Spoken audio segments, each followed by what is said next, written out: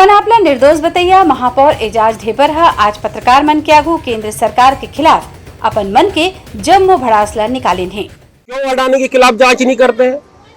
क्यों जांच नहीं करते हैं अंबानी के खिलाफ? क्यों जांच नहीं होती वो लोग की? क्योंकि वो लोग फाइनेंसर हैं केंद्र सरकार के।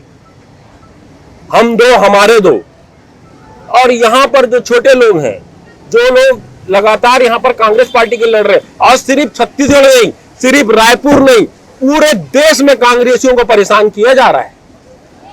ये सबसे पहले अपने पास आप परेशान करते हैं, और यदि आप भारतीय जनता पार्टी में शामिल हो जाओ तो फिर आप दूध के दूल्हे हो जाते हो, आप बहुत अच्छे हो जाते हो। महाराष्ट्र में चले जाओ, ये ऐसी कर रहे हैं, आंध्र प्रदेश चले जाओ, ऐसे कर रहे हैं। अभी कर्नाटक चुनाव में जो उम्मीदवार हैं, उन लोगों के जा जाके जो कांग्रेस के उम्मीदवार हैं, उनके घर में जा जाके परेशान किया जा रहा है। किसी के घर में ईडी के छापे, किसी के घर में इनकम टैक्स के छापे। ये क्या हो रहा है? कुछ समझ से परे कुछ हो नहीं रहा। इस देश में लोकतंत्र है कि नहीं, कि लोकतंत्र की हत्या हो गई है? मतलब सिर्फ राजतंत्र चल रहा है, दो लोगों के कहने से पूरा शासन चल रहा है, दो लोगों के कहने से पूरा भारत चल रहा है।